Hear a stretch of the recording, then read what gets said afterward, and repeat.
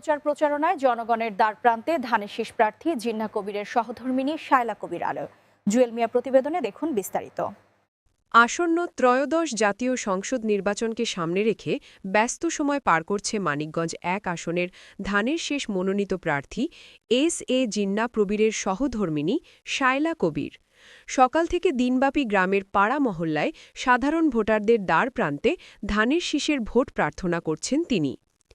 এরই অংশ হিসেবে রবিবার বিকেলে দৌলতপুর উপজেলার ধামসর ইউনিয়নের বিএনপি নেতা অ্যাডভোকেট জসিমউদ্দিনের বাড়িতে উঠান বৈঠক ও নির্বাচনী গণসংযোগ করেছেন তিনি।